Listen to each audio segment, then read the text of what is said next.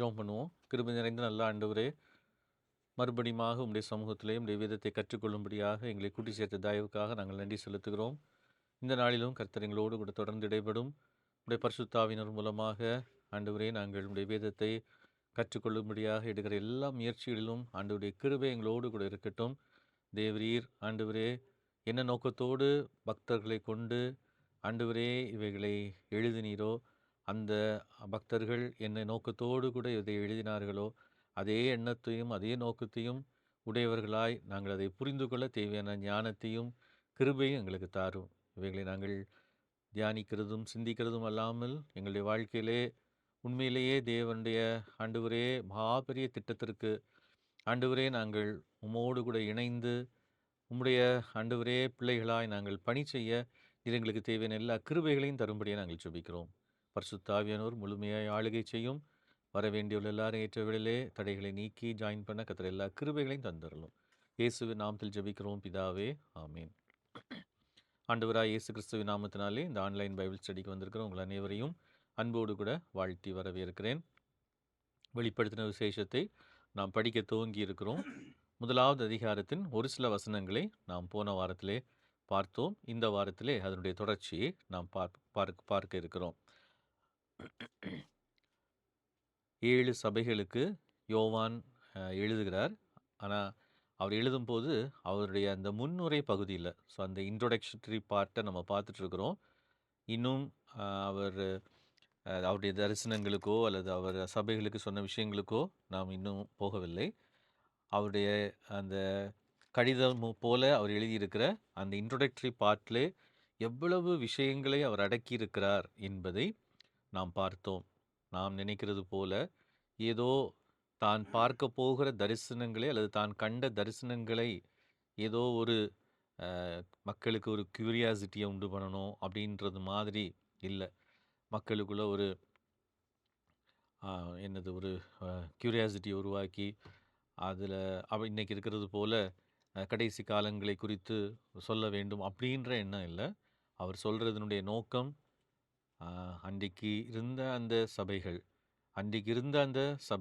இந்த கடிதத்தை அல்லது யோவான் எழுதின இந்த நூலை, தீர்க்க தரிசன நூலை வாசிக்க கேட்கிற சபைகள் கிறிஸ்துவை சரியாய் புரிந்து கொள்ள வேண்டும், கிறிஸ்தவத்தை சரியாய் புரிந்து கொள்ள வேண்டும். கிறிஸ்தவத்திற்கு இருக்கிற மகா பெரிய நம்பிக்கையை, அன்றைக்கு இருந்த சூழ்நிலை மிக மோசமாக இருந்தாலும் அல்லது அன்றைக்கு அவங்க மிக மோசமான சூழ்நிலையை சீக்கிரத்தில் எதிர்கொள்ள வேண்டிய ஒரு நிலை இருந்தாலும் கடைசியிலே வெற்றி பெறுகிறவர் ஆட்டுக்குட்டியானவரும் அவருடைய ஜனங்களும் அவருடைய மக்களும் என்பதுதான் இந்த வெளிப்படுத்தின விசேஷனுடைய செய்தி. துரதிர்ஷ்டவசமாக அதை நாம் விட்டுவிட்டு நாம் அநேக காரியங்களுக்கு முக்கியத்துவம் கொடுத்து விட்டோம். அதற்கு முக்கியமான காரணம் அதனுடைய எழுதப்பட்ட அந்த நோக்கத்தையும் அந்த எண்ணத்தையும் நாம் புரிந்து கொள்ளாமல் போனது தான். அநேக பழைய ஏற்பாட்டு பகுதிகளை இந்த யோவானில் வெளிப்படுத்தின விசேஷத்தில் யோவான் முதல்ல இருந்தே அவர் சொல்கிறாரு.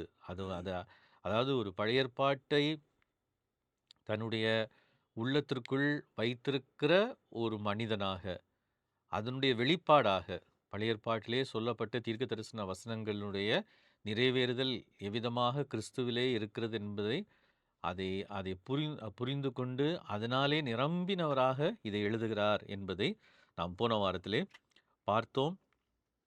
இன்றைக்கு நாம் 8ஆம் வசனத்திலிருந்து நாம் பார்க்க இருக்கிறோம். 8ஆம் வசனத்திலே இயேசு கிறிஸ்து சொன்ன அந்த வார்த்தைகளை 9ஆம் வசனத்திலிருந்து நம்ம பார்க்க இருக்கிறோம். 9ஆம் வசனம் ஏற்கனவே நம்ம போன வாரம் பார்த்தோம். 9ஆம் வசனத்தில் எப்படி தானும் அந்த இயேசு கிறிஸ்துவனுடைய பாடுகளுக்கும் அவருடைய ராஜ்யத்திற்கும் அந்த உபத்திரவத்தில் உண்டாகிற பொறுமைக்கும் பங்காளியாய் இருக்கிறார் என்பதை அவர் தன்னை சொல்லிவிட்டு 10வது வசனத்திலே on the Lord's day I was in the spirit அப்படின்னு சொல்லி அவர் ஆரம்பிக்கிறார். தன்னுடைய தரிசனத்தை அவர் அங்கே தான் விவரிக்க ஆரம்பிக்கிறார். அந்த 9ஆம் வசனத்தில் யார் எழுதுகிறார் அப்படின்றத அவர் சொல்கிறாரு.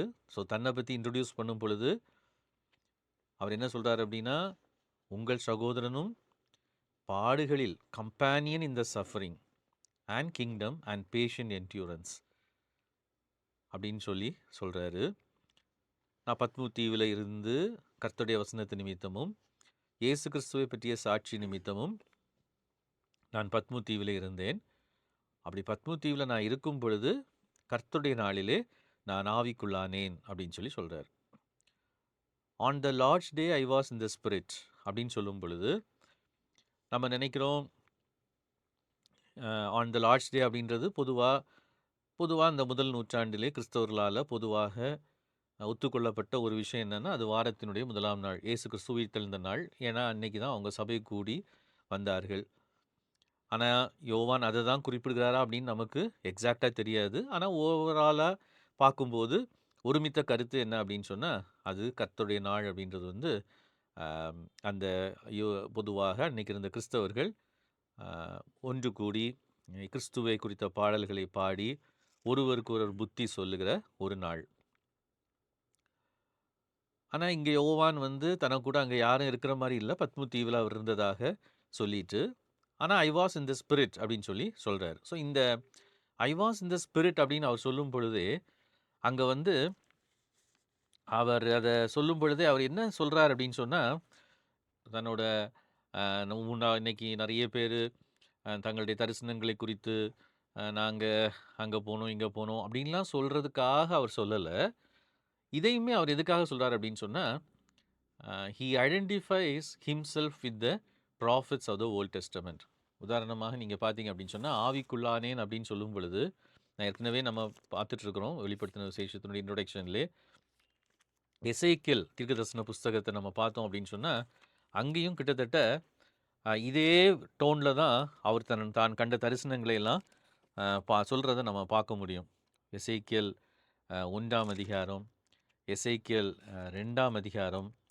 அங்கே 2ஆம் அதிகாரத்தில் பார்த்தோம் அப்படின்னு சொன்னால், 2ஆம் அதிகாரம் 2ஆம் வசனத்தில், இப்படி அவர் என்னோடே பேசும்போது ஆவி எனக்குள் வந்து என்னை காலூன்றி நிற்கும்படி செய்தது, அப்பொழுது அவர் என்னுடனே பேசுகிறதே கேட்டு. கிட்டத்தட்ட அதே பார்த்தீங்கன்னு சொன்னால், நீங்கள் ஒருவேளை பழைய ஏற்பாட்டு தீர்க்கதரிசன புஸ்தகங்களை வாசித்து பார்த்துருக்கீங்கன்னு சொன்னால், so he takes those prophetic writings, அந்த ப்ராஃபட்ஸோட ரைட்டிங்ஸை அவர் எடுத்து என்ன பண்ணுறார் அப்படின்னு சொன்னால், he keeps himself in the same position and pattern. So அவர் சொல்ல போகிற செய்தி, யோவான் சொல்ல போகிற செய்தி, கிட்டத்தட்ட அவர் சொல்ல விரும்புகிற செய்தி என்ன அப்படின்னா, தீர்க்கதரிசிகள் எவ்வளவு முக்கியமான செய்தியை இஸ்ரவேல் தேசத்துக்கு சொல்லும்படியாக தேவனால் அழைத்து அனுப்பப்பட்டார்களோ, அதே போல நானும் இப்பொழுது அதே விதமாக அந்த செய்தியை சொல்ல நான் அனுப்பப்பட்டிருக்கிறேன்.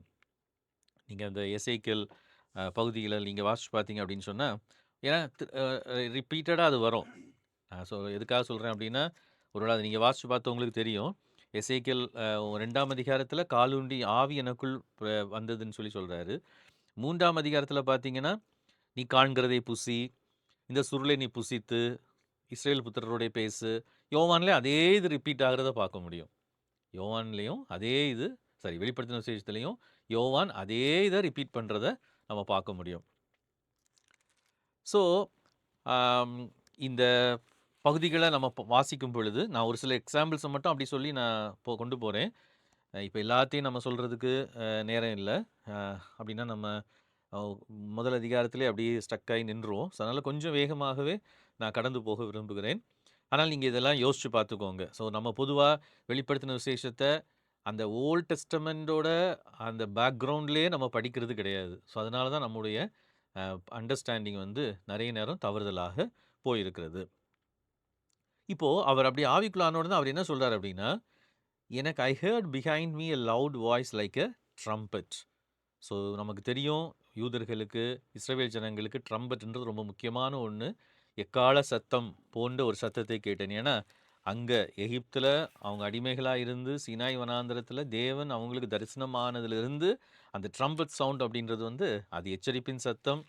தீர்க்கதரிசிகள் வந்து எக்காலத்தை ஊத சொல்லும் பொழுதும் சரி, ஆசாரியர்கள் எக்காலத்தை ஊத சொல்லும் பொழுது அல்லது ஊதும் பொழுதும் சரி, அது மிக முக்கியமான ஒரு செய்தியை அவங்க சொல்லும் பொழுது தான் அதை செய்வாங்க. ஸோ அதனால தான் அந்த என்ன, I heard behind me a loud voice like a trumpet அப்படின்னு சொல்லி சொல்கிறாரு. அது என்ன சொல்லுச்சு அப்படின்னு சொன்னால், right on a scroll. Again திரும்பவும் பார்த்தீங்க அப்படின்னு சொன்னால், இந்த எழுதுன்னு சொல்கிறதும் பழைய ஏற்பாட்டில் திரும்ப திரும்ப வந்திருக்கிறத நம்ம பார்க்க முடியும். நிறைய பகுதிகளில் அதை நம்ம பார்க்க முடியும். உதாரணமாக ஆண்டவர் வந்து மோசேட்ட எழுத சொன்னதுலேருந்து ஆரம்பித்து பல சந்தர்ப்பங்களில் ஆண்டவர் வந்து தீர்க்கதரிசிகள்கிட்டையுமே என்ன சொல்லியிருப்பார், எழுத சொல்லியிருப்பார். எக்ஸாம்பிளுக்கு நான் எக்ஸாம்பிளுக்கு ஒரு சில வசனங்களை சொல்கிறேன். யாத்ராகமம் 17ஆம் அதிகாரம் 14ஆம் வசனத்தில் பார்த்தீங்கன்னா, மோசேட்ட ஆண்டவர் வந்து நீ ஒரு புஸ்தகத்தில் எழுது அப்படின்னு சொல்லி சொல்லுவார். அதே மாதிரி ஏசாயா 30ஆம் அதிகாரம் 8ஆம் வசனத்தில் படித்து பார்த்தோம் அப்படின்னு சொன்னால், அங்கேயும் ஏசாயா 30ஆம் அதிகாரம் 8ஆம் வசனத்தில் வாசித்து பார்த்தோம் அப்படின்னா, அங்கேயும் இது பிற்காலத்துக்கு என்னென்றைக்கும் இருக்கும்படி இதை அவர்களுக்கு முன்பாக ஒரு பலகையில் எழுதி ஒரு புஸ்தகத்தில் வரை. ஸோ இந்த சேம் டோன் தான் நம்ம அங்கே பார்க்க முடியும். எல்லா தீர்க்கதரிசன புஸ்தகங்களையும் இது வரும். எரேமியா 37ஆம் அதிகாரம் 2ஆம் வசனத்தை வாசித்து பார்த்தீங்க அப்படின்னு சொன்னால், அங்கேயும் ரைட் அப்படின்னு சொல்லி வரும். நான் இதை நமக்கு தமிழ் இங்கிலீஷ் பைபிள்ஸில் கொஞ்சம் வித்தியாசமாக இருக்குது. ஆனால் அன்னைக்கு யோவான் பயன்படுத்தின நம்ம அறிந்திருக்கிறபடி செப்டுவாஜின்ட் என்கிற அந்த அவங்க பயன்படுத்தின யூதர்களுடைய வேத வாக்கியம் அல்லது அன்னைக்கு வழக்கத்திலிருந்து கிரேக்க பழைய ஏற்பாடு வந்து செப்டுவாஜின்ட் என்று சொல்லி அறியப்பட்டது. அந்த செப்டுவாஜின்ல இருக்கிற வாக்கியங்களை நம்ம கம்பேர் பண்ணி படித்து பார்த்தோம், அல்லது அதை கம்பேர் பண்ணி படித்து பார்த்த பைபிள் ஸ்காலர்ஸ் என்ன சொல்கிறாங்க அப்படின்னு சொன்னால், அதே டோன் இதில் யூஸ் பண்ணுறாரு. எரேமியா 37ஆம் அதிகாரம் 2ஆம் வசனம் அங்கே பார்க்குறோம். எரேமியா 39:44 பார்க்க முடியும். ஸோ இப்படி நிறைய இடங்களில் நம்ம இதை பார்க்க முடியும். எரேமியா முடிஞ்சால் நீங்கள் நோட் பண்ணி வச்சுட்டு அதை பிறகு நீங்கள் படித்து பாருங்கள். அதாவது தீர்க்கதரிசிகள் எப்படி ஆண்டவர் தீர்க்கதரிசிகளை எழுத சொன்னாரோ அதே டோனில் யோவான் என்ன சொல்கிறாருங்க, எனக்கு பின்னாக கேட்ட அந்த எக்கால சத்தம் என்னை எழுத சொன்னது அப்படின்னு சொல்லி சொல்கிறத நம்ம இங்கே பார்க்க முடியும். அது மாதிரி ஏசாயா 8ஆம் அதிகாரம் 1ஆம் வசனம், எரேமியா 36ஆவது அதிகாரம் 1ஆம் வசனம், இந்த எல்லா இடங்கள்லையுமே வந்து ஃபார் எக்ஸாம்பிள் எரேமியா 36:1-2 பார்த்தோம் அப்படின்னு சொன்னால், உன்னோடு சொன்ன எல்லா வார்த்தைகளையும் அதிலே எழுது. ஸோ எரேமியா சொல்கிறாரு. ஸோ இந்த வசனங்கள் நான் சொல்கிறதுனுடைய நோக்கம் என்ன அப்படின்னு சொன்னால், he wants that the church should take his words seriously. தன்னுடைய வார்த்தைகளை வந்து சீரியஸாக எடுக்கணும், அதை தீர்க்கதரிசன வார்த்தைகளாக கருதணும். ஸோ தீர்க்கதரிசன வார்த்தைகள் அப்படின்னோடனே நம்ம நினைக்கிற மாதிரி அது ஃப்யூச்சரை பற்றின ப்ரெடிக்ஷன் கிடையாது. அதில் இனிமேல் சொல்லப்பட போகிற இந்த செய்தி ரொம்ப ரொம்ப முக்கியமானது அப்படின்றத அங்கே அவர் வலியுறுத்த விரும்புகிறார். அடுத்தது, நீ பார்க்கிறத நீ எழுதி 7 சபைகளுக்கு அனுப்பு அப்படின்னு சொல்லி அவர் சொல்கிறத நம்ம பார்க்குறோம்.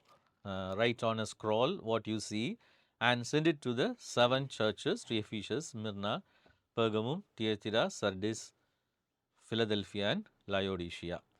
ஸோ வந்து இந்த 7 சபைகளும் ஏன் அப்படின்னா, நான் போன வாரமே சொன்னேன், ஆசியா மைனரில் அல்லது இன்றைக்கி இருக்கிற டர்க்கியில் அன்றைக்கி இருந்த சபைகள்.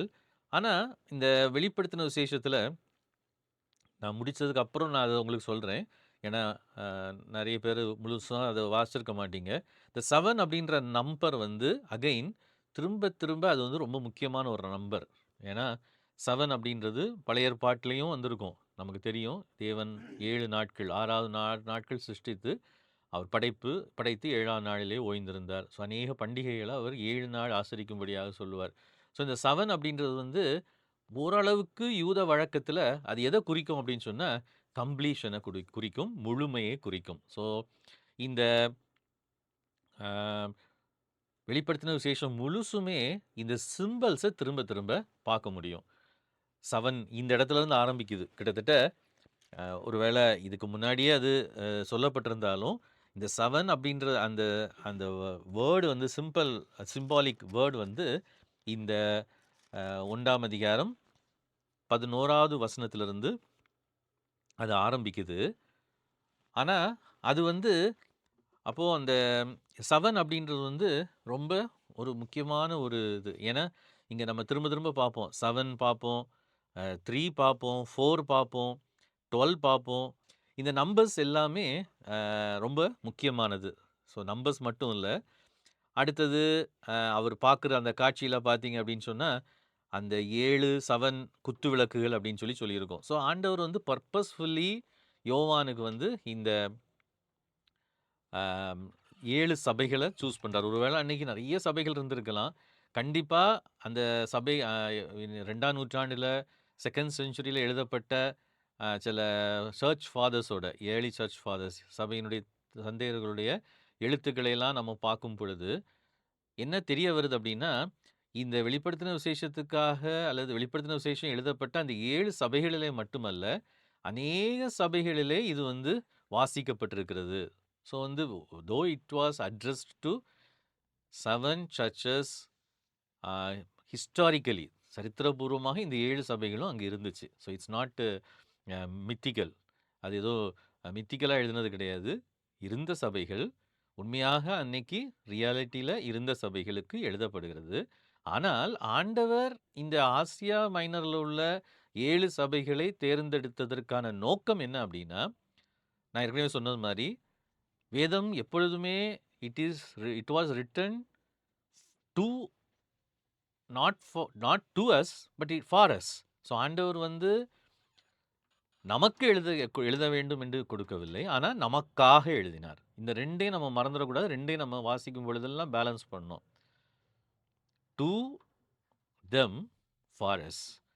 ஸோ அந்த 7 சபைகளுக்கு தான் அவங்களுடைய பிரச்சனைகள வச்சு தான் அவர் எழுதுறாரு. நம்ம அந்த 7 சபைகளுக்கான அவர் சொன்ன காரியங்கள நம்ம பார்க்கும்போது நமக்கு அது புரியும். அவங்க ப்ராப்ளம்ஸ தான் அவர் அட்ரஸ் பண்றாரு. ஆனா it is also for us. அதனால இந்த 7 என்பது சரியா சொல்லப்போனா, it is to them and for us. அவர்களுக்கும், நமக்காகவும். நமக்காகவும் அப்படின்னு சொல்லும் பொழுது, சபை துவக்கப்பட்ட அந்த 1ஆம் நூற்றாண்டு துவங்கி, இத்தனை நூற்றாண்டுகளாக இத்தனை ஆண்டுகளாக இருக்கிற எல்லா சபைகளுக்கும் இந்த செய்தி பொருந்தக்கூடிய ஒன்று. அந்த 7 இந்த நம்பர்ஸ வந்து அதனால தான் நம்ம வந்து ரொம்ப இம்பார்ட்டன்ஸ் குடுக்குறோம். இந்த 7 இந்த நம்பர்ஸுக்கெல்லாம் கேக்குதா? Okay, okay, okay. Okay. So வந்து அம் அந்த 7 அப்படின்றத ஆண்டவர் பர்ப்பஸ்ஃபுல்லா அல்லது பரிசுத்த ஆவியானவர் ஒரு நோக்கத்தோடு அவர் வந்து அத வந்து தேர்ந்தெடுத்திருக்கிறார் அப்படின்னு சொல்லி நம்ம புரிந்து கொள்ளலாம். இதில இன்னொரு விஷயத்த கூட நான் சொல்ல விரும்புகிறேன். நான் அத போன வாரம் சொல்லல.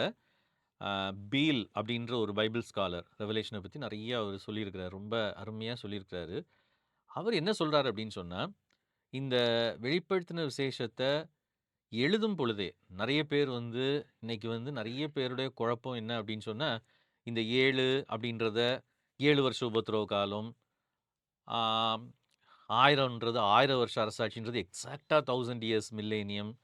இப்படி சொல்றதுக்கு அப்படிதான் லிட்ரலா எடுக்கணும் அப்படின்னு சொல்றாங்க.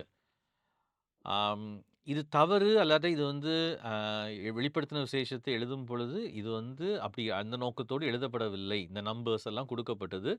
அது சிம்பாலிக்கா தான் குடுக்கப்பட்டிருக்கிறதுன்னு சொல்லி, அவரு ரொம்ப தெளிவா, ரொம்ப அழகா ஒரு விளக்கத்த குடுத்திருந்தாரு. அதையும் நான் இன்னைக்கு சொல்ல விரும்புகிறேன். அந்த 1ஆம் அதிகாரத்தில நம்ம போன வாரம் பார்த்தோம். 1ஆம் அதிகாரம் ஆம் 1ஆம் வசனம், 2ஆம் வசனத்தில 1ஆம் வசனத்தில அது இருக்குது. இங்கிலீஷ்ல the revelation of Jesus Christ which God gave him to show his servants. இது வந்து ஒவ்வொரு மொழிபெயர்ப்புலயும் ஒவ்வொரு மாதிரி போட்டிருக்கும். போன வாரம் நம்ம அத பார்த்தோம். நான் இந்த ஆஸ்பெக்ட்ல நான் உங்களுக்கு சொல்லல. அந்த 1ஆம் அதிகாரம் 1ஆம் வசனத்த பார்த்தோம் அப்படின்னா, தமிழ்ல அது எப்படி போட்டிருக்கு அப்படின்னு சொன்னா, வெளிப்படுத்தல் 1ஆம் அதிகாரம் 1ஆம் வசனத்தில, சீக்கிரத்தில் சம்பவிக்க வேண்டியவைகளை தம்முடைய ஊழியக்காரருக்கு காண்பிக்கும் பொருட்டு, தேவன் இயேசு கிறிஸ்துவுக்கு ஒப்புவித்ததும், இவர் தம்முடைய தூதனை அனுப்பி தம்முடைய ஊழியக்காரனாகிய யோவானுக்கு வெளிப்படுத்தினதுமான விசேஷம் அப்படின்னு போட்டிருக்கு. பட் ஆக்சுவலா அந்த கிரீக் டெக்ஸ்ட்ல அங்க பயன்படுத்தப்பட்டிருக்கிற அந்த வேர்ட் வந்து இப்போ சில வெர்ஷன்ஸில் வந்து இது என்ன போட்டிருக்கோம் அப்படின்னா கம்யூனிகேட்டட்னு போட்டிருக்கோம். இங்கே வந்து மேட் இட் நோன் அப்படின்னு போட்டிருக்கு 1ஆம் அதிகாரம் 1ஆம் வசனத்தில். He made it known by sending his ஏஞ்சல்னு. சிலதில் ஹீ கம்யூனிகேட்டட்னு போட்டிருக்கோம். ஆனால் கிரீக் வேர்டில் அங்கே பயன்படுத்தப்பட்டிருக்கிற அந்த வார்த்தையினுடைய அர்த்தம் என்ன அப்படின்னா சிக்னிஃபைடு, அல்லது he expressed it through science, symbols, அடையாளங்கள் மூலமாக, சிம்பிள்ஸ் மூலமாக, சயின்ஸ் மூலமாக சீக்கிரத்திலே சம்பவிக்க வேண்டியவைகளை தம்முடைய ஊழியக்காரருக்கு சொல்லும்படியாக அப்படின்னு நம்ம அதை சரியாக எடுத்துக்கணும்னா அப்படி எடுத்துக்கலாம். ஸோ ஃபஸ்ட் சாப்டர் ஃபர்ஸ்ட் வேர்ஸ்லேயே ரெவலேஷனை அவர் எப்படி ஆரம்பிக்கிறார் அப்படின்னா it is going to be symbolic. ஏன் அப்படின்னா அந்த சைன், சினியூ அப்படின்ற வேர்டு பயன்படுத்தப்பட்டிருக்கிறதா சொல்கிறாங்க, கிரீக் வேர்டு. சினியூ அப்படின்றது வந்து பொதுவாக அது சைனை குறிக்கும், அது அடையாளத்தை குறிக்கும். அது இயேசு கிறிஸ்துவுடைய அற்புதங்களை வந்து யோவான் எழுதும் பொழுது, ஒருவேளை நற்செய்தியாளராகி யோவான் தான் வெளிப்படுத்தின விசேஷத்தையும் எழுதினாரு அப்படின்னு சொல்லி நம்ம எடுத்துக்கிட்டோம் அப்படின்னு சொன்னால், இதே விதமாக தான் அங்கேயும் பயன்படுத்தப்பட்டிருக்கும். ஒவ்வொரு அற்புதத்தையும், இயேசு செய்த ஒவ்வொரு அற்புதத்தையும் அவர் சொல்லிட்டு அது என்ன சொல்லுவார் அப்படின்னு சொன்னால் திஸ் இஸ் எ சைன். இந்த அற்புதத்தை அந்த சினியூ அப்படின்ற அதே வார்த்தை பயன்படுத்தப்பட்டிருக்கும். ஸோ விச் மீன்ஸ் இது வந்து மிராக்கிள்ஸ், இயேசு கிறிஸ்து எப்போ பார்த்தாலும் மிராக்கிள்ஸ் பண்ணிட்டு இருப்பாருன்றதுக்கு கிடையாது. இந்த மிராக்கிள்ஸ் மூலமாக ஒரு அடையாளத்தை அவர் காண்பிக்கிறார். புதிய படைப்பு ஒன்று வரப்போகுது என்பதை அவர் சொல்லுகிறார். அந்த புதிய படைப்பை கொண்டு வரப்போகிற மெசாயா, மெஸ்ஸியா நாதான் அப்படின்றத சொல்கிறாரு. அதனால அவருடைய சீஷர்கள் அவர் மேல் விசுவாசம் வைத்தார்கள். ஸோ இதுதான் யோவானில் அது வருகிறதுடைய அர்த்தம். அது அதிகமாக யூஸ் பண்ணுவார். மற்ற நற்செய்திகள்லையும் இருக்குது. மார்க்கில் சில இடங்கள் அது அந்த வேர்டு வந்திருக்கும், அந்த பயன்படுத்தப்பட்டிருக்கும். இயேசு கிறிஸ்து செய்த அற்புதங்கள், அவர் செய்த செயல்கள் எல்லாமே வந்து ஒரு சைனாக இருக்கும். இப்போ இங்கே யோவான் என்ன சொல்கிறார் அப்படின்னா, எடுத்த ஆரம்பத்திலேயே இங்கே வரப்போகிற காரியங்கள், சீக்கிரத்திலே நடக்க வேண்டிய காரியங்களை இங்கே கம்யூனிகேட் பண்ணாரு அப்படின்னு சிம்பிளாக சொல்லாமல் த்ரூ சிம்பிள்ஸ், சயின்ஸ் மூலமாக அவர் வெளிப்படுத்துகிறார் அப்படின்றத அங்கே சொல்கிறார். ஸோ அந்த பேல் அப்படின்ற அந்த பைபிள் ஸ்காலர் அது சொல்கிறது உண்மையிலே ரொம்ப அது ஆச்சரியமாக இருந்துச்சு, அர்த்தம் உள்ளதாகவும் அது பொருத்தமானதாகவும் கூட எனக்கு தோணுச்சு. ஸோ அதனால் அதை நீங்கள் உங்களுக்கு சொல்கிறேன். ஓகே, எனிஹவ் அந்த சயின்ஸ், அந்த சிம்பிள்ஸ் அப்படின்றது வந்து இங்கேயே ஆரம்பித்து விடுகிறது. எங்கே அப்படின்னு கேட்டால் யோவான் கண்ட அந்த தரிசனத்திலேயே அது என்ன செய்யுது, ஆரம்பித்து விடுறது. ஸோ அங்கே வந்து என்ன சொல்கிறாரு, 7 சபைகளுக்கு அப்படின்றத ஆரம்பிக்கிறாரு. அப்புறம் 12ஆம் வசனத்தில் I turned around to see the voice that was speaking to me and when I turned I saw 7 golden lampstands. So இந்த காரியங்களை நம்ம நல்லா புரிஞ்சுக்கணும். இதுவரை பொதுவாக நானும் கூட இந்த கோல்ட் ஸ்டாம்ப்ஸ் வந்து அங்கேயே விளக்கம் சொல்லியிருக்கு, இது சபைகள் தான் அப்படின்றதுக்கு மட்டும் தான் நான் யோசிச்சுருந்துருக்கேன். ஆனால் இந்த கோல்டன் லேம்ப் ஸ்டாம்ப்ஸ் அப்படின்றதே வந்து கோல்டன் லேம்ப் ஸ்டாண்ட்ஸ் அப்படின்னு சொல்லியிருக்கிறதே வந்து பழைய ஏற்பாட்டு தீர்க்க தரிசனங்களிலே அல்லது பழைய ஏற்பாட்டு புஸ்தகங்களிலே சொல்லப்பட்டிருக்கிற ஒரு என்னது ஒரு பிக்சர், கொடுக்கப்பட்டிருக்கிற ஒரு பிக்சர். ஸோ நமக்கு நல்லா தெரியும் இந்த கோல்டன் லேம்ப் ஸ்டாண்ட்ஸ் இல்லாட்டா பொன் குத்து விளக்குகள் என்பது ரொம்ப ரொம்ப இஸ்ரவேலருடைய ஆராதனை முறையிலே அது ரொம்ப ரொம்ப முக்கியமானது.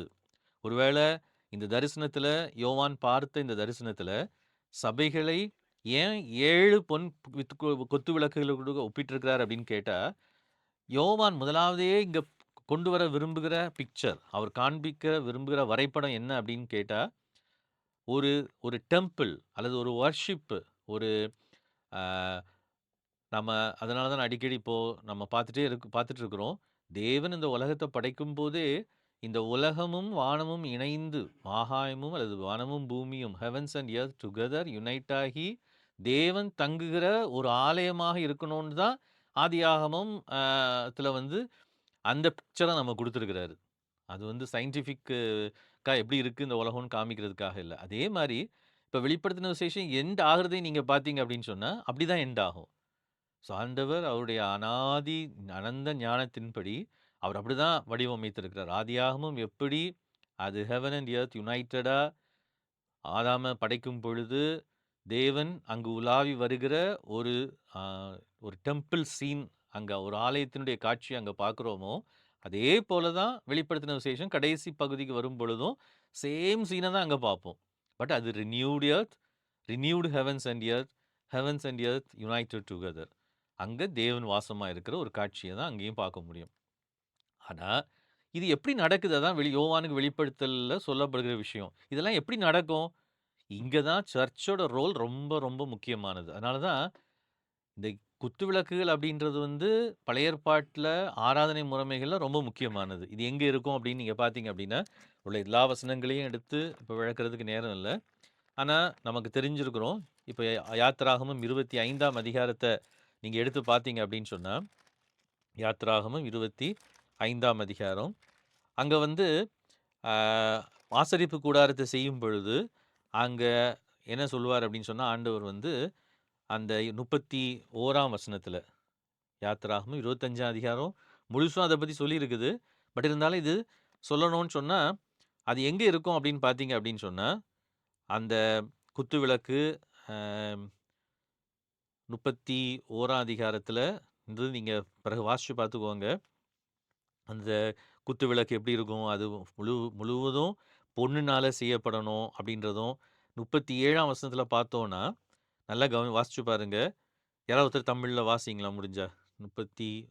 யாத்திராகமம் 25ஆம் அதிகாரம் 37ஆம் வசனம். 7 அகல்கள். ஆ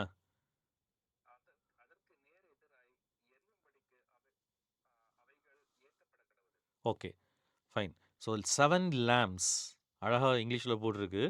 தென் மேக் இட்ஸ் 7 lamps. அதே மாதிரி அதில் வந்து நீங்கள் அதுக்கு பிறகு பார்த்துக்கோங்க, அதை படித்து பார்த்துக்கோங்க. இந்த 7 லேம்ப் ஸ்டாண்ட்ஸ் அப்படின்றது இது எங்கே இருக்கும் அப்படின்னு பார்த்தா, அந்த ஆசரிப்பு கூடாரத்தில் உள்ள பரிசுத்த ஸ்தலத்தில் இருக்கும். உங்களுக்கு ஆசரிப்பு கூடாரத்தை பற்றின பிக்சர் உங்களுக்கு தெரியும்னு சொன்னால் தெரிஞ்சிருக்கும்னு நான் நினைக்கிறேன். 3 இருக்கும். வெளியில் ஒரு பிரகாரம், அடுத்தது பரிசுத்த ஸ்தலம், அடுத்தது மகா பரிசுத்த ஸ்தலம். இந்த பரிசுத்த ஸ்தலத்தில் தான் என்னெல்லாம் இருக்கும் அப்படின்னு பார்த்தீங்கன்னா, இந்த 25ஆம் அதிகாரத்தை படித்து பார்த்தீங்க அப்படின்னா, முதல்ல மகா பரிசுத்த ஸ்தலத்தில் என்ன இருக்கணும், அங்கே உடன்படிக்கை பெட்டி அதெல்லாம் சொல்லப்பட்டிருக்கும். சேருபீன்கள் இருக்கும். அது வந்து 25ஆம் அதிகாரம் யாத்திராகமம் 25ஆம் அதிகாரம் 10ஆம் வசனத்துலேருந்து இருக்குது. 23ஆம் வசனத்துலேருந்து தமிழில் சொல்லணும்னா சமூகத்தப்ப மேஜை, ஒரு டேபிள். அந்த டேபிளில் வந்து டெய்லி பிரெட்ஸை, அப்பங்களை கொண்டு வைக்கிற இடம். அதாவது என்ன சொல்கிறாங்க, ஆண்டோடைய சமூகத்தில் பிரெட் ஆஃப் த ப்ரெசன்ஸ் அப்படின்னு சொல்லுவாங்க. 30ஆம் வசனத்தில் இருக்குது. சமூகத்தப்பம் மேஜை, அப்பத்தை கொண்டு வைக்கிற இடம்.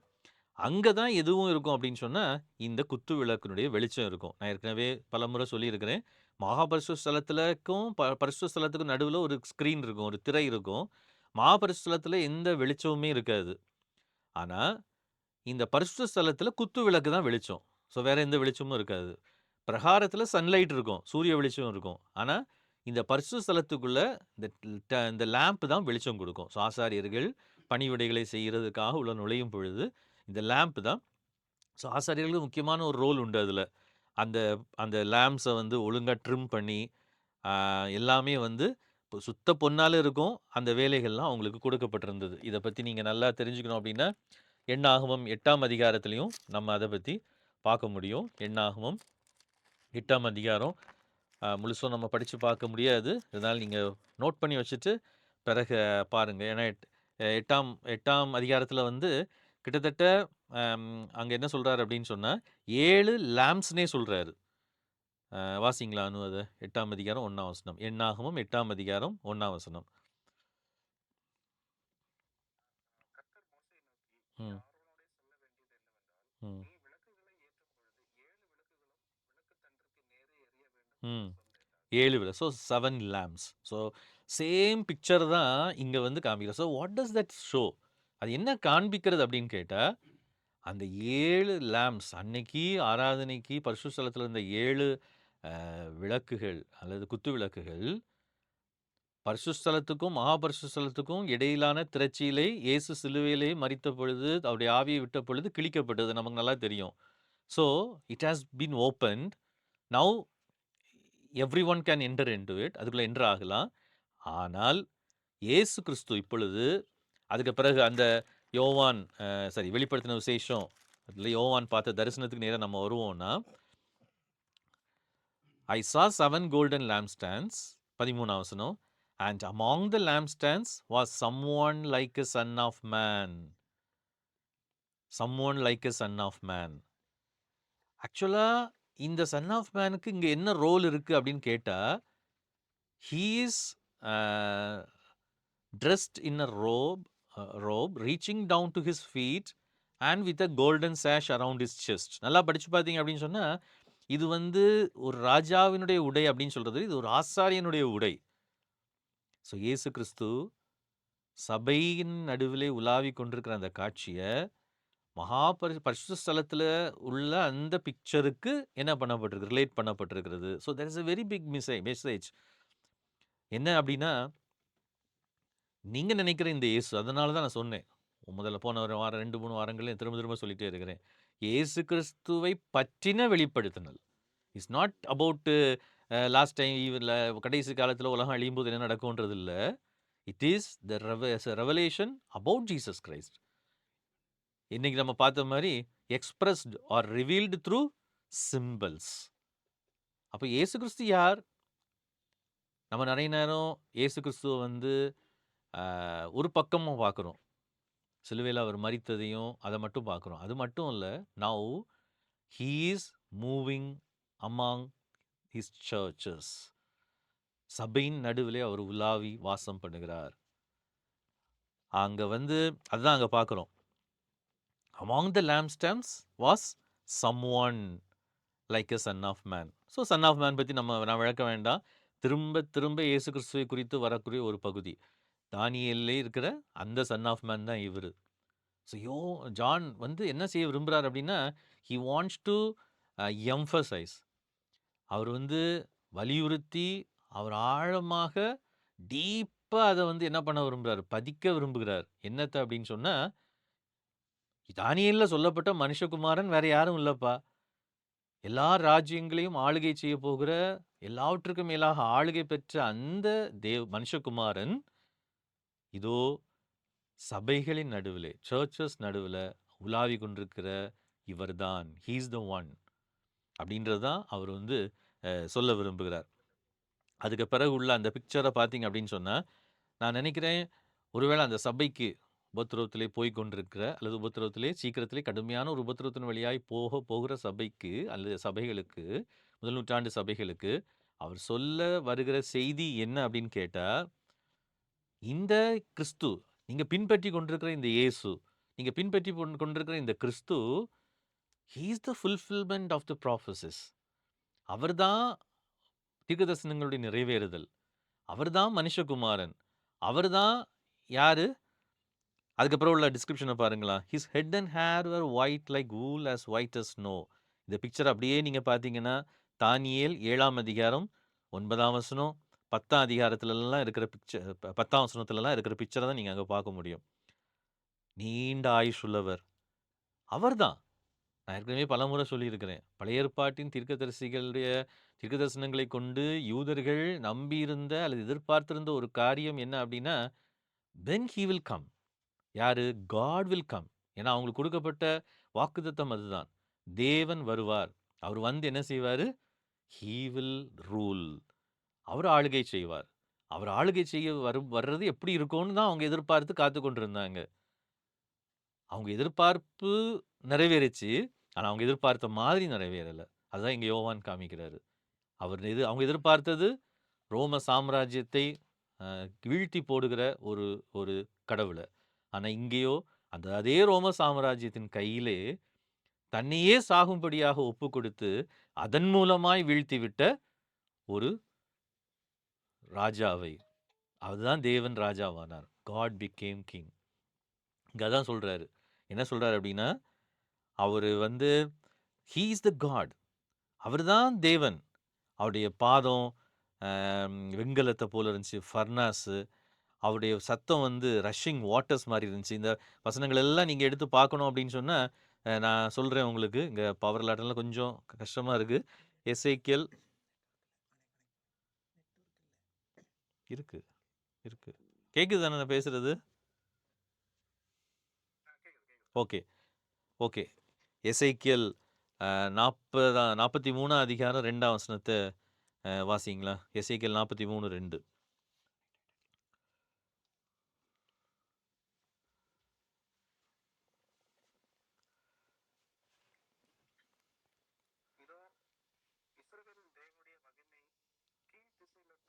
ஆ பார்த்தீங்களா?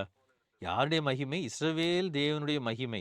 ஸோ இது என்ன காட்சி அப்படின்னு எசேக்கியேல் பார்த்து ரொம்ப இன்ட்ரெஸ்டிங்கா இருக்கும். ஒருவேளை இத வந்து நான் ஃபுல்லா விளக்கணும்னா எனக்கு ரொம்ப நல்லா ஆசை தான். ஆனாலும் ஏன்னா அத நான் படிக்கும் பொழுதும், நான் பர்சனலா வாசிக்கும் பொழுதும், எசேக்கியேல்ல 43ஆம் அதிகாரத்தில பார்த்தீங்கன்னா, அங்க என்ன பிக்சர் வருது அப்படின்னு பார்த்தீங்கன்னா, glory returns to the temple.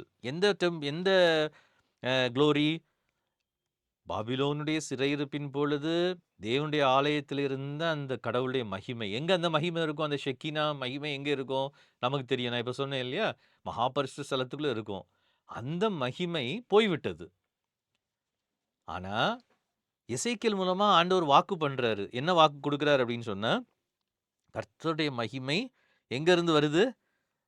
ஈஸ்ட்ல இருந்து வர்றதா பார்க்கறாரு. பார்த்தா அந்த வாய்ஸ் எப்படி இருக்குது? The roar of rushing waters. And the land was radiant with his glory. இதே விஷனை தான் அவர் என்ன பண்றாரு அப்படின்னா, இதுக்கு முன்னாடி நான் பார்த்தேன்னு சொல்றாரு. அந்த தேசத்தை அழிக்கும்படியாக வந்த பொழுதும் இதே விஷனை தான் நான் பார்த்தேன். 4ஆம் வசனத்துல சொல்றாரு. 43ஆம் அதிகாரம் 4ஆம் வசனம். அதை கூட வாசிச்சிருங்க. எசேக்கியேல் 43:4.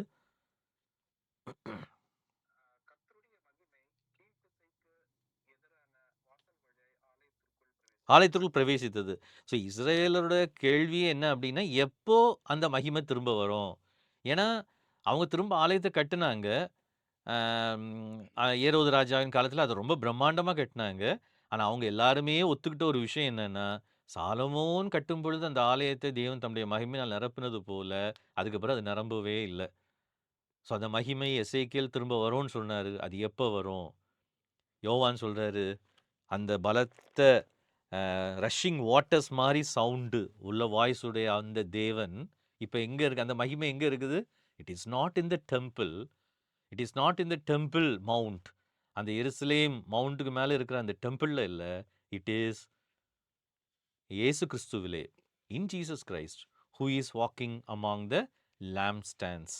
அந்த 7 குத்துவிளக்குகள் நடுவிலே உலாவிக் கொண்டிருக்கிற அந்த 7 குத்துவிளக்குகள் என்ன? It is they are the churches, 7 churches. So very very என்ன சொல்றது?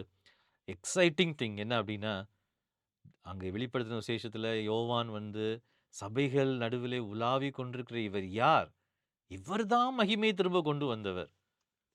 துரதிர்ஷ்டவசமாக இன்னைக்கு கிறிஸ்தவர்கள் இதே வெளிப்படுத்தின விசேஷத்தை வச்சு 3ஆம் ஆலயம் கட்டப்படணும்னு சொல்லி அதுக்காக முயற்சி பண்ணிட்டு இருக்காங்க. பட் யோவான்ட்ட கேட்டா என்ன சொல்லுவாரு தெரியுமா? அன்னைக்கு இருந்த early Christians therefore they didn't take any step. அதுக்கான எந்த ஸ்டெப்ஸும் அவங்க எடுக்கல. அப்படி ஒரு எதிர்பார்ப்பையும் நீங்க சரித்திரத்துல பார்த்தீங்கன்னா, அவங்களுக்கு இல்லவே இல்ல. 3ஆம் ஆலயத்தை கட்டலாமா? அல்லது இந்த ஆலயத்துல எப்ப கடவுளுடைய மகிமை வரும்னு சொல்லி. Because they knew very well. அந்த மகிமை வந்துடுச்சு. அந்த மகிமை எங்க வந்திருக்குது அது? அது அவருடைய சபையாகிய அந்த ஆலயத்துல, அவருடைய பிள்ளைகள் மூலமாக ஆவியினாலே கூட்டி கட்டப்பட்ட அந்த ஆலயத்துல அவருடைய மகிமை வந்தாச்சு. So no more need for glory to come again. அதுதான் அவங்களுடைய எதிர்பார்ப்பு. ஸோ இந்த காட்சியை நான் எதுக்காக இதை சொல்றேன் அப்படின்னா, எல்லாமே ஓல்ட் டெஸ்டமென்ட் ப்ராஃபஸிஸோட ஃபுல்ஃபில்மெண்ட்டா எடுத்து காமிக்கிறாரு. ஸோ ரெவலேஷன் ஷோஸ் ஒரு ப்ராஃபட்டிக் புக்கா இருந்தாலும், சீக்கிரத்துல சம்பவிக்க வேண்டியவள்னு சொல்லியிருந்தாலும், அது எத பத்தின செய்தி அப்படின்னு கேட்டா, it is it is it is fulfilment of the old testament prophecies. So அடுத்தது பார்த்தீங்க அப்படின்னு சொன்னா, அந்த glowing in a furnace, and his voice was like the sound of rushing waters. In his right hand he held 7 stars.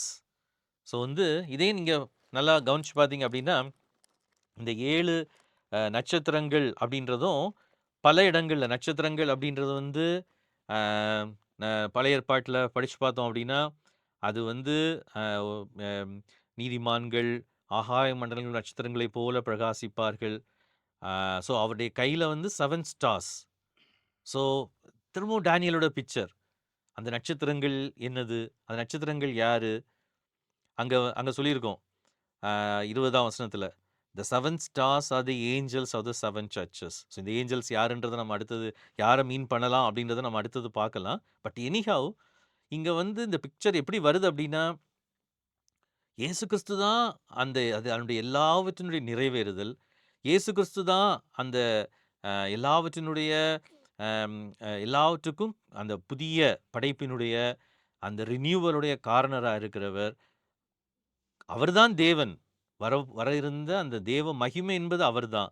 அதனால தான் அதுக்கு அடுத்தது சொல்லியிருக்குது, "out of his mouth came a sharp double edged sword." இதே நீங்க பிறகு வாசிச்சு பாருங்க. இந்த ஷார்ப் டபுள் எட்ஜ்டு ஸ்வார்ட் அப்படின்றது வந்து பழைய ஏற்பாட்டுல தேவன் சொன்ன காரியங்கள். ஏசாயா 11ஆம் அதிகாரம் 4ஆம் வசனத்த வாசிச்சு பார்த்தோம் அப்படின்னா, அங்கே இயேசு கிறிஸ்துவை குறித்து ஆ அவர் வரும்பொழுது அவர் எப்படி இருப்பார் அப்படின்னு சொல்லப்பட்டிருக்க இடத்துல பார்த்தீங்க அப்படின்னு சொன்னா, ஏசாயா நமக்கு எல்லாருக்கும் தெரிஞ்சது தான். ஏசாயா 11 வந்து ஈசாயின் அடி மரத்திலிருந்து வேர் தோன்றும் அப்படின்னு சொல்லி ஒரு கிளை வரும் அப்படின்னு சொல்லி சொன்ன அந்த பகுதி இயேசு கிறிஸ்துவ பத்தின தீர்க்கதரிசனம்.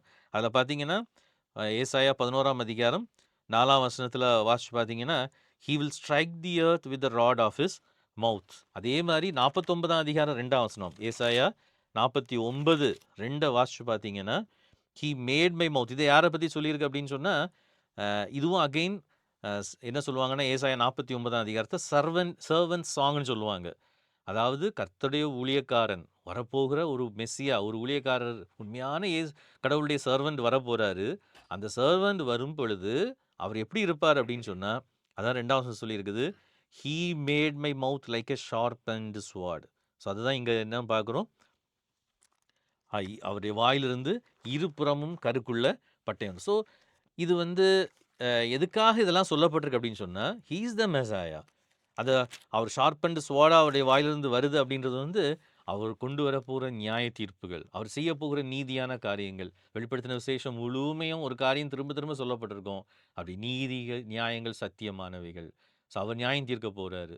ஸோ ஆண்டவர் வந்து ஒரு பக்கம் அவர் வந்து உலகத்தை புதிதாக்குகிற வேளையிலே வென் ஹி ஜட்ஜஸ் அவர் ஜட்ஜ் பண்றார் அப்படின்னு உடனே எப்பவுமே நம்ம மைண்ட்ல அவர் தூக்கி நரகத்துல போடுறார் அப்படின்ற பிக்சர் எடுத்துட்டு he is going to set right everything.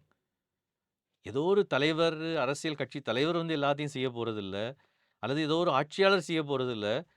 இந்த இருக்கிற அல்லது படைக்கப்பட்டு கொண்டிருக்கிற இந்த புதிய உலகத்துல யார் அந்த சரி செய்கிற வேலையை செய்கிறார் அப்படின்னு கேட்டா, நீதியாய் நியாயம் விசாரித்து ஏழைகளுக்கு நியாயம் செய்கிற இந்த மெசாயா. ஸோ அதுதான் இங்க வந்து டபுள் எட்ஜ் ஸ்வார்ட்ன்னு சொல்லியிருக்குது. His face was like the sun shining in all his brilliance. So இதெல்லாம் நம்ம பார்ப்போம். பிறகு பார்ப்போம். ஆனா அடுத்து உடனே என்ன நடக்குது அப்படின்னா, நான் செத்தவனைப் போல விழுந்தேன். அகைன் இவர் எது நீங்க பார்த்தீங்கன்னா, எசேக்கியேலும் அதே தான் சொல்லுவாரு. நான் முகம் குப்புற விழுந்தேன். Same picture. சேம் இத தான் அங்க குடுக்குறாரு. எசேக்கியேல் 1 அதிகாரம் 28ஆம் வசனத்துல நம்ம அத பார்க்க முடியும். தானியேல்ல திரும்ப திரும்ப அத பார்க்க முடியும். இந்த தரிசனத்த பார்த்த உடனே. So same pattern. முக்கியமா டேனியலோட பேட்டர்ன் தான் அங்க என்ன ஆகுறத பார்க்குறோம். ரிப்பீட் ஆகுறத பார்க்குறோம். ஸோ வந்து அ இன்னும் இன்னும் நெறைய காரியங்கள் அதில இருக்குது. ஸோ அந்த 1ஆம் அதிகாரத்திலே ஒரு சில காரியங்கள் இருக்குது. அதனுடைய 19ஆம் வசனம் தான் கீ விஷயங்கள். அதுதான் நம்ம நெறைய பேர் கன்ஃப்யூஸ் பண்ற விஷயம். இன்னைக்கு நான் அத சொல்லலாம்னு நெனச்சேன். பட் இன்னைக்கு நமக்கு டைமும் இல்ல. இங்க பவர் கட்டும் இருக்கிறதுனால, ஆண்டவருக்கு சித்தமானா நம்ம அடுத்த வாரத்தில இத தொடரலாம். முடிஞ்ச அளவுக்கு இந்த வெளிப்படுத்தின விசேஷத்த நீங்க தொடர்ந்து அட்டெண்ட் பண்ணுங்க. நிச்சயமா நான் சொல்றேன். நான் கூட இத எப்படி நடத்த போறேன், கொண்டு போறேன்லாம் யோசிச்சுட்டு இருக்கும்போது தான், ஆண்டவர் நெறைய எய்ட்ஸ் மூலமா எனக்கு வந்து இத இன்னும் தெளிவா புரிஞ்சுக்கிறதுக்கு உதவி செஞ்சாரு. ஸோ வந்து டெஃபினிட்லி கர்த்தர் நமக்கு ஒரு நல்ல ஒரு புதிய கண்ணோட்டத்த இந்த வெளிப்படுத்தும் விசேஷத்த தருவார் அப்படின்னு சொல்லி நான் நினைக்கிறேன். ஸோ தொடர்ந்து நம்ம அடுத்த வாரத்தில இத கன்டின்யூ பண்ணலாம். ஜெபம் பண்ணி முடிக்கலாம். நல்ல ஆண்டவரே, நன்றியோடு உம்மை துதிக்கிறோம். கிருபையா நீர் எங்களுக்கு கொடுத்திருக்கிற ஆண்டவரே இந்த வேத பாடத்திற்காக நாங்கள் நன்றி செலுத்துகிறோம். நாங்கள் கற்றுக்கொண்ட காரியங்களுக்காக உமக்கு நாங்கள் நன்றி செலுத்துகிறோம். கர்த்தர் எங்களுக்கு கிருபையா இறங்கி இவைகளை கற்றுத் தந்து வருகிறீர். ஆண்டவரே, கிறிஸ்தவம் என்பதும், கிறிஸ்தவர்கள் என்பதும், சபை என்பதும் சாதாரணமான ஒன்றல்ல. ஆண்டவரே, எங்கள் நடுவிலே நாங்கள் போன வாரம் பார்த்தது போல எல்லா ராஜாக்களையும் ஆளுகை செய்கிற rulers of the kings of the earth சபையின் நடுவிலே உலாவுகிறீர் அப்படின்றத நாங்கள் பார்த்தோம். எபேசியர்ல பவுல் அதே தான் சொல்றார். ஆண்டவரே, எல்லாவற்றையும் எல்லாவற்றால் நிரப்புகிறவருடைய சரீரமான சபைக்கு தலையாக தந்தழினார். நாங்கள் உம்மை மையப்படுத்தி உண்மையிலேயே உம்முடைய திட்டத்தை இந்த பூமியில் நிறைவேற்றுவோமேயானால் நாங்களே ராஜாக்களாய் ஆளுகிறவர்களாய் இருப்போம் என்பதை எங்களுக்கு சொல்லியிருக்கிறீர். உபத்திரவத்திலே போய் கொண்டிருந்த சபைக்கு நீர் அதை சொன்னீர். அது நிறைவேறினது. இன்னும் நிறைவேறி கொண்டிருக்கிறது. இனியும் நிறைவேறப் போகிறது. இப்படிப்பட்ட பெரிய வாக்குத்தத்தங்களை நாங்கள் பெற்றிருக்கிறபடினால் தைரியமாய் முன்னேறி செல்ல, உபத்திரவங்களை கண்டு சோர்ந்து போகாமல் இருக்க, அந்த ஆதி திருச்சபையே சோர்ந்து போகவில்லை ஆண்டவரே. நாங்கள் சோர்ந்து போகாமல் முன்னேறி செல்ல எல்லா கிருபைகளையும் எங்களுக்கு தாரும். உடைய பரிசுத்த ஆவியானவர் எங்களை வழிநடத்தும். தொடர்ந்து நாங்கள் உடைய வேத வாக்கியங்களை கற்றுக்கொள்ளும் பொழுது ஆண்டவரே தெளிவாக புரிந்து கொள்ள தேவையான அனுகூலமான எல்லா சூழ்நிலைகளையும் கர்த்தர் எங்களுக்கு தந்தரலும். சத்துரு கொண்டு வருகிற எல்லா தடைகளையும் கர்த்தர் மாற்றி நாங்கள் தொடர்ந்து உடைய வேதத்திலே தேறி அநேகருக்கு ஆசீர்வாதமானவர்களாய் உடைய திட்டத்தை இந்த பூமியிலே நிறைவேற்றுகிறவர்களாய் இருக்க எங்களுக்கு கிருபை தாரும். தாழ்த்தி உடைய திருக்கரத்திலே தருகிறோம். இயேசு நாமத்தில் ஜெபிக்கிறோம் ஜெபங்கள் நல்ல பிதாவே, ஆமீன். தேங்க்யூ. Thanks for joining. எங்களுடைய இதுக்கு sorry for the technical problems.